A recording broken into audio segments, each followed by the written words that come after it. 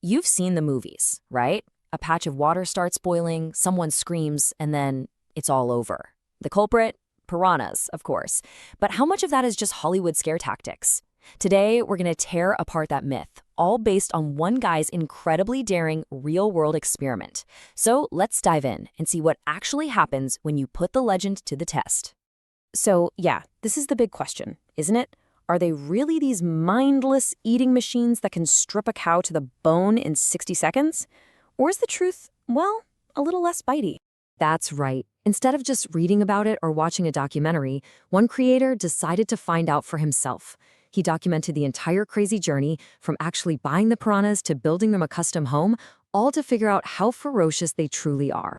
Okay, so first, let's set the stage and talk about the star of our show, the fish with the most fearsome reputation on the planet. And we're not talking about just any piranha either. The experiment focused specifically on the red-bellied piranha. Why? Well, they're seen as the most aggressive species out there, the ones famous for those razor-sharp teeth and an appetite that just won't quit. They're native to the Amazon River, and here's the wild part. Despite their killer rep, you can legally buy them as pets, which is exactly what our guy did.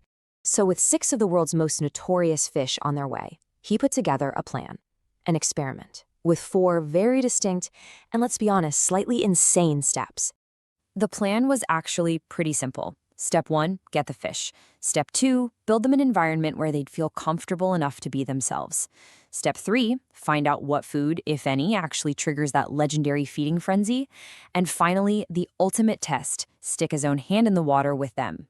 But, right from the start, reality didn't quite match the myth. When the piranhas first showed up and he put them in a temporary tank, they were scared. They weren't swarming killers, they were just fish. Hiding. It was the first clue that maybe their environment was key to their behavior.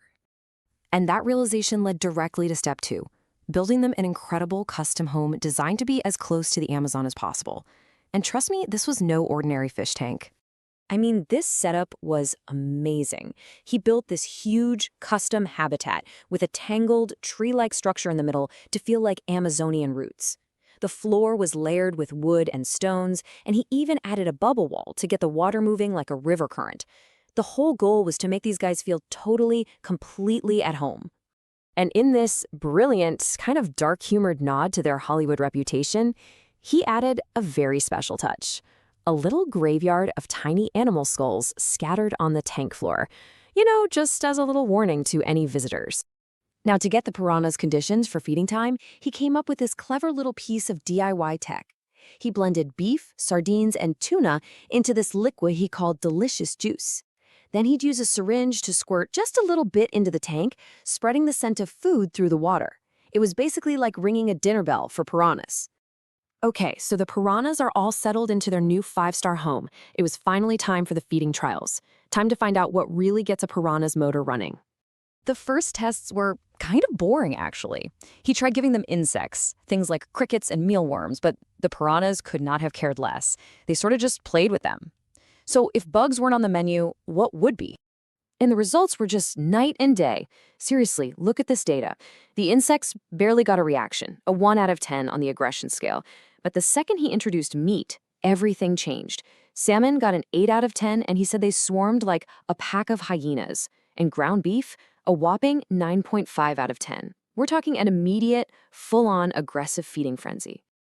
This chart just makes it crystal clear, doesn't it? That massive difference, it confirms they're absolute carnivores with a powerful, powerful instinct for red meat. So it turns out that part of the myth, the aggressive feeding frenzy, was, at least in this context, 100% true. And that discovery led right into the final, most nerve-wracking part of the entire experiment. This was it. The moment of truth. So think about it. He had just proven beyond a shadow of a doubt that these piranhas will go into a frenzy for the right kind of meat.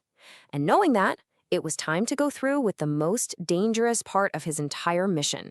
He literally started a timer, took a deep breath, and then just plunged his hand right into the tank with 6 hungry, meat-loving, red-bellied piranhas. The result was just unbelievable. Compared to how they reacted to the ground beef, swarming it instantly, their reaction to his hand was completely different. They were curious, for sure. They came up and followed his hand around. But they kept their distance. There was no frenzy, no biting, no aggression at all. It was like they didn't even recognize his hand as food. So after all of that, the building, the testing, that heart-pounding final moment, what was the final verdict? Is the Hollywood piranha a lie? That was his conclusion. Based on his own first-hand experience, the whole idea of piranhas being these indiscriminate man-eaters seems to be a total misconception, probably just fueled by over-the-top movies.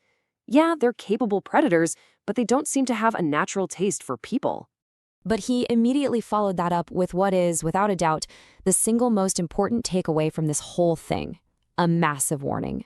He admits he's a little crazy for even trying this, and he very, very strongly advises that nobody ever try this at home. This was for the camera, not something you should ever do yourself. And that leaves us with a really fascinating thought to end on. This experiment completely dismantled a huge myth about one of nature's most feared animals. And it kind of makes you wonder, what else have we been told about the natural world that might be more fiction than fact? Thanks for tuning in.